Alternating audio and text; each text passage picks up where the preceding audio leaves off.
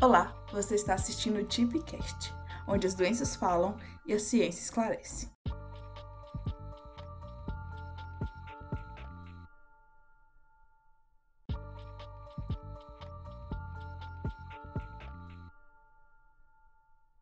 Dipcast, onde as doenças falam e a ciência esclarece. Olá a todos, sejam bem-vindos a mais um episódio do Dipcast. O Dipcast é uma iniciativa da disciplina de doenças infecciosas e parasitárias do programa de pós-graduação de Ciências e Saúde da Unimontes. Eu sou o Flávio Fonseca e hoje a gente vai conversar com o senhor Bartolomeu Teixeira Lopes. Bartolomeu é referência técnica do Programa de Controle de Leishmaniose Visceral Canina e da doença de Chagas no Núcleo de Vigilância Epidemiológica Ambiental e Saúde do Trabalhador da Superintendência Regional de Saúde de Montes Claros. Hoje a gente vai tratar da doença de Chagas. A doença de Chagas, ou tripanossomíase americana, é causada pelo protozoário Trypanosoma cruzi. Ela apresenta uma fase aguda, que pode ser sintomática ou assintomática, então ela pode apresentar determinados sintomas ou não no seu início. A fase crônica, que se manifesta em formas indeterminadas, assintomática, cardíaca, digestiva ou cardiodigestiva. A doença está em expansão globalmente, impulsionada por migrações e mudanças climáticas. Então, toda mudança no meio ambiente acaba sobrecarregando e trazendo complicações. Baseado nisso, a macro-região do Vale do Jequitinhonha, em Norte de Minas Gerais, apresenta o maior índice de vulnerabilidade da doença de Chagas crônica no Brasil. Muitas pessoas afetadas ainda desconhecem sua condição. Estima-se que 70% das pessoas desconhecem a situação de contaminado. Então, isso demonstra que são números extremamente significativos. Bartolomeu, conte-nos mais sobre a descoberta da doença de Chagas aqui em Minas, se ainda existem barbeiros infectados com o parasito na nossa região. Bom dia. É interessante falar sobre esse programa, sobre essa doença, né? Que hoje ela está um pouco negligenciada. A doença de Chagas foi descoberta por Carlos Chagas em 1909, na cidade de La Sanz, quando ele foi fazer uma pesquisa sobre a questão da malária. E de lá para cá, os trabalhos continuaram. E hoje sim, ainda temos muitos barbeiros contaminados ainda, principalmente do sorte, né, que antigamente ele era mais de galinheiro, hoje estão domiciliando e alguns estão positivos para a Trypanosoma cruzi. A doença de Chagas apresenta algumas formas de transmissão. Ela pode ser transmitida de várias maneiras. A transmissão vetorial, através das fezes do barbeiro após a picada, a transmissão vertical, da mãe para o bebê durante a gestação ou no parto, a transmissão oral ao consumir alimentos contaminados com fezes de barbeiros triturados e a transfusão de sangue e transplante de órgãos de doadores infectados. Após 1992, o Brasil controlou a transfusão sanguínea, mas a transmissão vertical ainda carece de políticas públicas adequadas. Existe um programa de controle focado no manejo do barbeiro e na educação da população. Bartolomeu, como começou esse programa e qual é a atual situação desse programa? Lembrando que Carlos Chagas descobriu a questão da Chagas 115 anos atrás, né? Eu sou de 1985, da antiga SUCAM, quando eu entrei na SUCAM, e aí a gente começava a trabalhar, o nosso trabalho lá era militarismo, como se fosse um militar. Você tinha que quando o inspetor chegava, você tinha que fazer continência para ele, era um trabalho rigoroso e com toda a responsabilidade, né? Aí você ficava 20 dias no campo, fazendo coleta, fazendo as pesquisas e tudo mais, só que antes de tudo isso, você tinha um início para tudo. Nós tínhamos uma equipe de RG, Reconhecimento Geográfico, onde essa equipe primeiramente ia naquele território, fazia todo o levantamento, fazia os croquis, que seria o reconhecimento daquela área, e aí nós tínhamos a equipe, em média, 4 servidores, 3 servidor e um supervisor, onde tomava conta dos trabalhos. Ali você saía de casa, já ficava 20 dias no campo. Então, praticamente, em média de 10 casas que você pesquisava, 7, 8 a gente encontrava o barbeiro.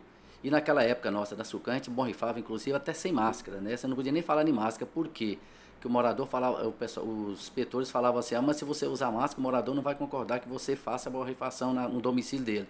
Então você ficava 20 dias no campo fazendo toda essa atividade, você saía daqui num ponto, o inspetor falava assim, daqui 20 dias encontro com você lá, em tal lugar, tal ponto assim, assim. Então você tinha esse itinerário a seguir, né? Então você pesquisava casa a casa, e todas as casas que você encontrar, o barbeiro era borrifado 100%, tanto o intra quanto o pé do domicílio. Bom, considerando sua fala, 115 anos aproximadamente, né, entre a descoberta dia 14 de abril de 1909.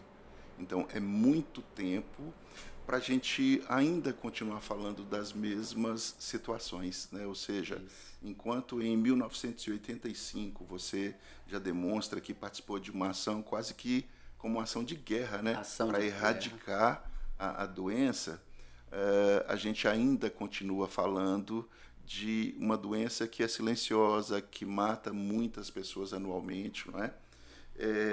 Bartolomeu, considerando a situação atual, podemos afirmar que a doença de Chagas continua negligenciada? Sim, continua negligenciada. E lembrando que em 2006, que foi erradicada em Minas Gerais, o teratoma em festas, né? Só que a população como um todo achou que, quer dizer, a doença de Chagas estava erradicada em Minas Gerais. Não, apenas o teratoma que transmitia a doença. Hoje nós temos várias espécies, dentre elas o sórdida, que é o mais conhecido na nossa região, e alguns deles, quando examinados, estão dando positivo para a doença de Chagas. E os trabalhos hoje eu concordo que está negligenciado por um motivo, porque hoje a visão dos gestores hoje são o quê? Arboviroses, né? Só que a versão sempre é as arboviroses. E a Chagas está ficando no programa de Chagas. Ele é um pouco caro o trabalho dele. Realmente, a rotina, você tem um veículo, você tem que ter alimentação, ou diária para o servidor, ele sai cedo, só volta à tarde. Né? Então tem um gasto. Então, é um trabalho caro, mas um trabalho que vai ajudar muito a população como um todo. Né? Na época nossa, por exemplo, a gente trabalhava, até em 99, a cada 6 meses você fechava 100%. Tanto da cidade quanto da área rural. A cada 6 meses, isso era a rotina nossa na época da SUCAM. Então, depois que descentralizou de 2099 para cá, quer dizer, nós temos municípios aí que tem mais de 15 anos que não vê um servidor fazendo um trabalho. Outros já tem mais de 20 anos que não fazem um trabalho, 10 anos, 5 anos, então o trabalho está negligenciado. Hoje a visão de todos os gestores hoje são as arboviroses.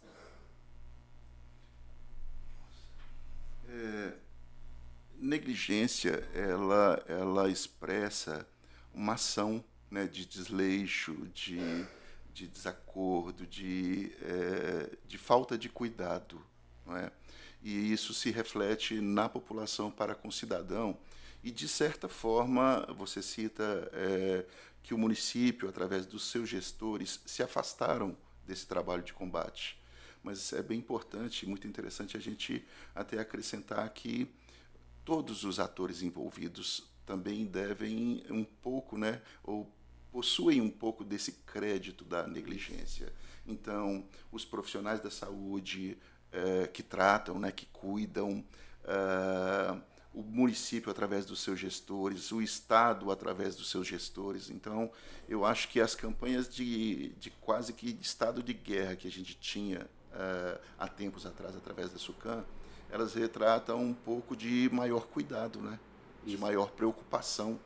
Inclusive, a gente até, quando chega nos municípios, eu e os colegas, a gente sempre faz o quê? A gente sempre tenta orientar os gestores para quê?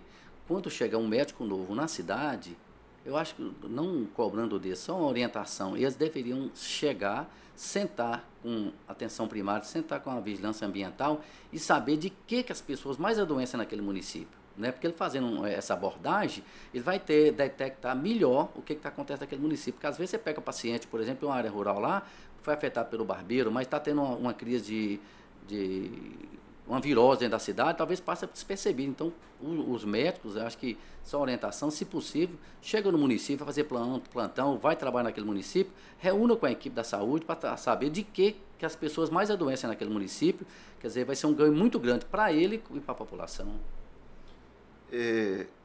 Percebe-se desde o início, né, das pesquisas e até do trabalho do Carlos Chagas que as populações mais afetadas são as populações mais pobres. Então existe um caráter social da doença também, né? Ou seja, quem realmente sofre as maiores consequências são as pessoas que não têm tamanha ou tanta estrutura, né, com relação a saneamento, com relação ao cuidado com as suas instalações. Então, para além do que você já colocou, que sugestões outras você tem para gestores e agentes de endemias para melhorar o controle da doença? Você já colocou alguns pontos, mas existe mais alguma coisa que pode ser feita? Pedir aos gestores, muitos reclamam, né? Falam, não vão tirar a razão deles também não. A questão é que eles não têm muito domínio na questão financeira. É a questão de servidores, né? Eles falam que não tem recurso que possa contratar servidores para fazer essa campanha, né? Que é o programa de Chagas. Realmente é um programa caro, não é barato. Mas eu acho que tem que fazer um esforçozinho, né? Tem que fazer um esforço e tentar ver a possibilidade, porque às vezes você tem município para os menores, apenas 2 servidores para trabalhar o programa de Chagas. E esse mesmo servidor ele pode trabalhar tanto o controle do programa de Chagas, quanto também da leishmaniose, que você consegue fazer uma coisa, né? Às vezes você tem dentro do próprio município alguém lá de um outro setor, não que eles falam que não pode ter desvio de função, mas às vezes que já tiraram do setor de endemia e está desviado em outro local, talvez retornar essas pessoas, né? Para tentar fazer o mínimo possível, um mínimo. Se não puder fazer, nós temos a fase ativa e passiva. Ativa é onde você faz no mínimo 50% do seu município, hoje que o Ministério está orientando, você faz pelo menos 50%. Mas se faz a fase passiva, então, né, onde a população vai trazer a denúncia, que você possa pelo menos atender essa demanda da população, que seria na parte do PIT, Posto de Informação Triatomino. Ótimo. Explica para nós, Bartolomeu, e para nossos ouvintes, a diferença entre atenção primária e vigilância e a importância da integração entre elas, entre esses 2 setores. A gente, inclusive na nossa regional, uma coisa nós estamos tentando fazer de tudo lá, inclusive nas arboviroses e no contexto geral, é a questão dessa junção. Por quê? Todos trabalham em prol de uma só saúde, a saúde do município dele, né? Onde mora o pai, a mãe, os filhos, o neto, a avó, todos moram naquele município. O que a gente está tentando fazer essa junção? Que seria, o ACS e o ACE trabalhar junto. Por exemplo, na área rural, o ACE não vai muitas vezes, mas o ACS tem que a ideia nossa é sempre capacitar eles para que eles vá para o campo, porque a abordagem deles com a população é mais recebida do que a nossa, né? Porque eles levam lá só coisas boas para a população, eles levam o medicamento, levam a consulta, levam o exame, levam tudo, e nós como agentes, a gente chega às vezes para cobrar, né? Tá falta, esse galinheiro tá bagunçado, a gente chega para cobrar. Então, a atenção primária é bem mais benefício que a gente. Então, o que a gente quer que eles façam?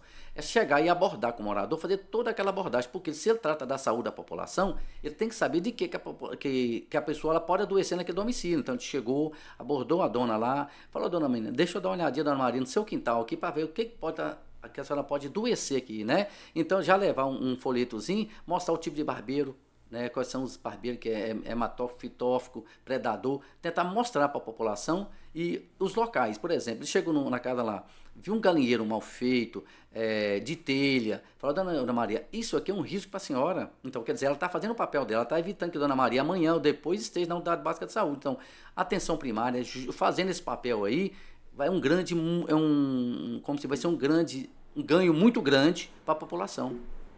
Sua fala vai ao encontro de um conceito que está se tornando muito comum dentro do aspecto da saúde como um todo. Eles chamam de saúde única. Então, se fala na saúde de forma unificada quando ela, por exemplo, é causada por uma arbovirose, por um vetor que vem das áreas de mata, como é o caso do barbeiro. Isso. Então, é necessário, sim, que haja essa integração para que esse conceito seja levado dessa forma que você sugere, né? Isso. Ô, dona Maria, olha, a gente está aqui para fazer todos os cuidados necessários da atenção primária, mas nós podemos também preparar a dona Maria para que ela perceba que, olha, os outros agentes vêm completar o nosso trabalho. Né? Então, eles estão preocupados com o que está no entorno, como é que o entorno está chegando, exato, como é que ele tem que ser tratado, né? O entorno sob o aspecto dos nossos vetores. Isso, porque se o ACS só chegar e conversar na abordagem lá fora e não entrar e conversar com ela, tentar descobrir de que dona Maria pode adoecer ali, né? Tem vários tipos de abordagem, não só por questão do barbeiro, tem outras abordagens que podem ser feitas para evitar que Dona Maria, amanhã ou depois, esteja na unidade básica de saúde, né? Procurando lá, vai ter muito mais gasto, né? Então, Muito essa abordagem é interessante. Muito interessante, viu, Bartô? Bartô, dentro de um contexto que a gente não pode negar, a sociedade ela está em constante mutação. E atualmente a gente verifica, por exemplo, que a tecnologia ela chegou para ficar até junto aos cidadãos mais menos com menor quantidade de índice cultural, com menor quantidade de educação, mas que usam efetivamente tecnologia. Um exemplo disso é a troca de mensagens instantâneas.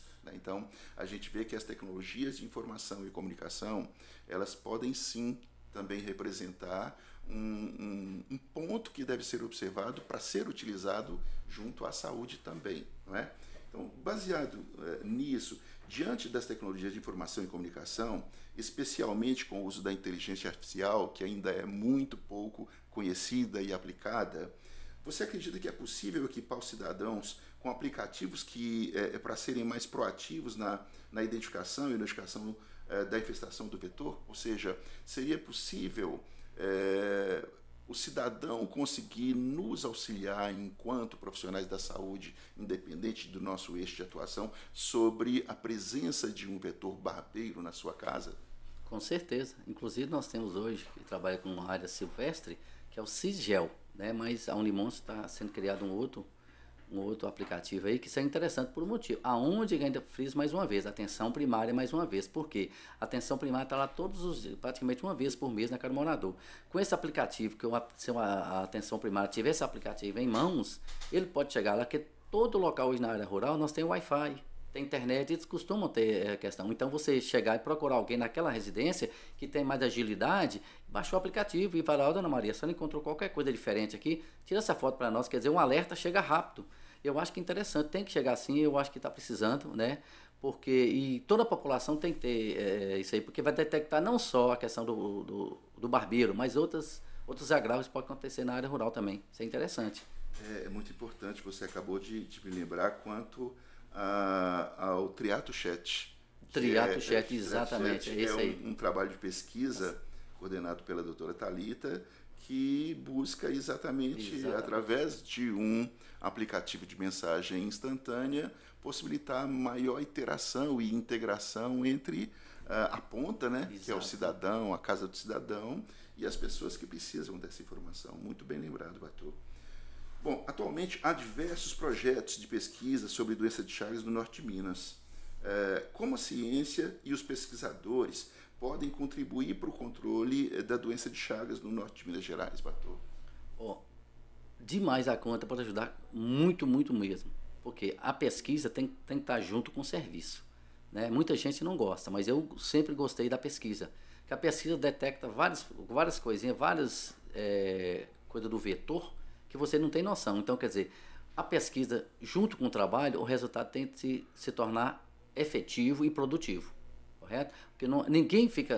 você não consegue fazer o trabalho sem a pesquisa também não consegue fazer. Ela só descobrir lá e o trabalho não estiver junto, e o serviço não estiver junto, não vai adiantar nada. Tem que trabalhar os dois juntos, aí sim tem um resultado muito grande, né? Mas só que quando eles trabalham, que mostram um resultado, os municípios têm que abraçar a pesquisa e dar sequência. Porque não adianta o município, os pesquisadores virem descobrir vários pontos que você possa melhorar e o serviço ficar parado. Então, eu acho que o serviço tem que estar junto com a pesquisa, o resultado vai ser bem satisfatório.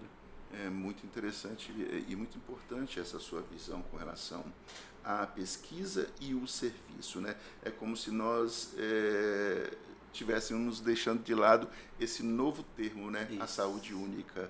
Então, a saúde única, ela vem sim englobar e colocar em contato todos os atores que, de alguma forma, podem impactar no tratamento, na identificação, na criação de métodos, na identificação do vetor, na identificação do parasito. Então, realmente, a ciência cumpre a sua parte e a parte técnica efetiva, né, esse conhecimento. Então, é muito importante essa abordagem e esse reconhecimento para tudo. Bom, a gente tem muita coisa, mas muita coisa para conversar, mas nosso tempo é limitado.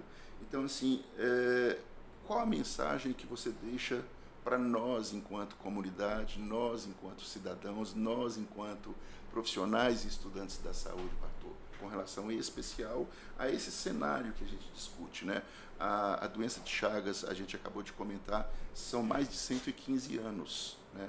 Onde ela passou por uma curva, né, de descoberta, ascendência, uma certa erradicação, uma certa estabilização. Aí a gente entra num estágio de negligência, né?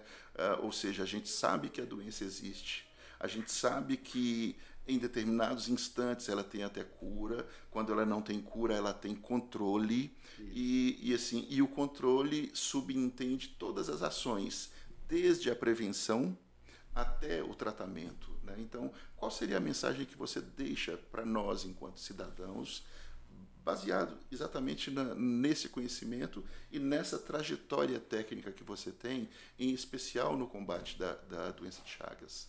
Em nome de todos os colegas sucaneses, né, lembrar uma coisa: acordar. Está na hora de acordar, gente. O barbeiro está aí, a doença está aí, está negligenciada por boa parte dos gestores, né, dos municípios. A atividade tem que dar sequência. Eu acho que tem que, quem está parado é iniciar. Por um motivo, a doença está aí e mata muito, muito. E é triste, só que às vezes a doença demora a descobrir depois de 10, 15 anos para frente. Eu acho que o alerta à população também acordar, saber que o barbeiro, mesmo aquele de galinheiro, às vezes ele está positivo com Tripanosana Cruz, do transmissão da doença de Chagas.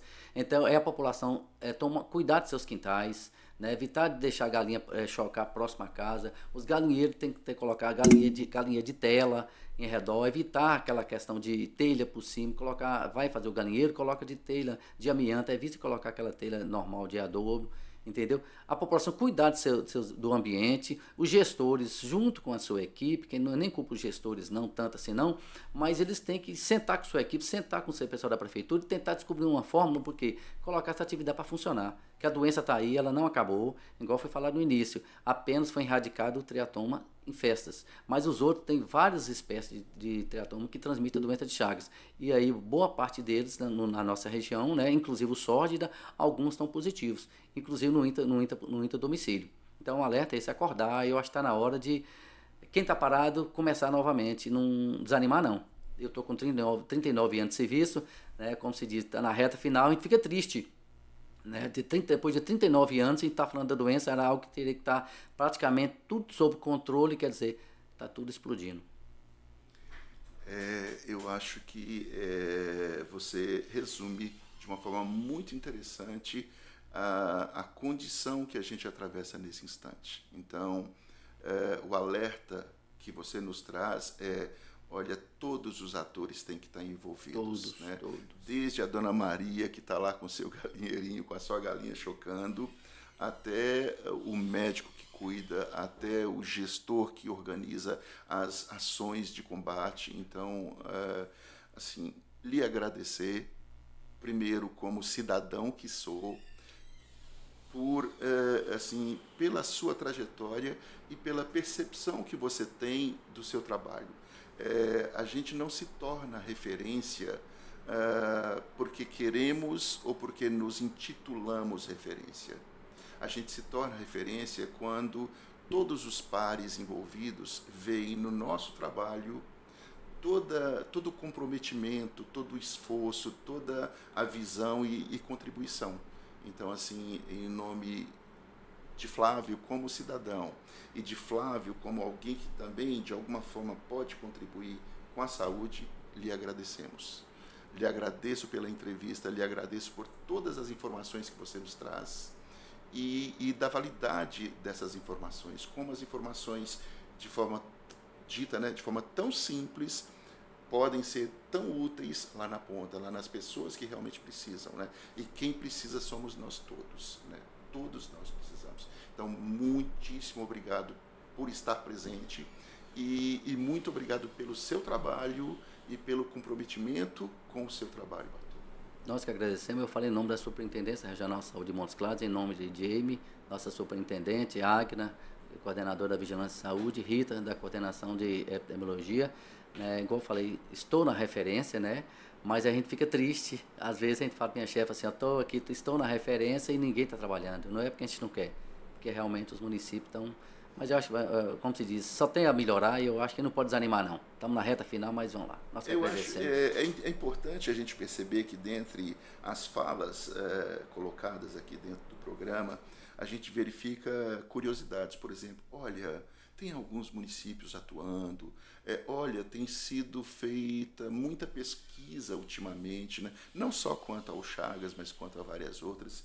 E existem movimentações, sim, né? Existe a OMS que, de alguma forma, tenta projetar isso. Então, pelo menos a nível de projeto, busca-se que até o ano de 2030 a gente consiga total controle sobre as 20 doenças negligenciadas. E dentre elas o Chagas está, né? Então, nós esperamos que ações como essa da OMS realmente cheguem aos municípios, cheguem aos gestores, como já chegou para a ciência, como já chegou para vários outros eixos, né? E que as coisas realmente tendem a melhorar. E nós temos, inclusive, o Cuida Chagas, está em Janaúba, na nossa regional, no município da nossa regional. Nós temos o Integra Chagas, está em Porteirinha e Espinosa, né? Muito bom também, são pesquisas que estão sendo realizadas lá, e junto com o serviço. Então, tudo dá certo. Eu acho que não pode desanimar, não. Não. Muitíssimo obrigado. E aqui a gente encerra nosso Deepcast. Muitíssimo agradecido pela atenção e informações. Obrigado.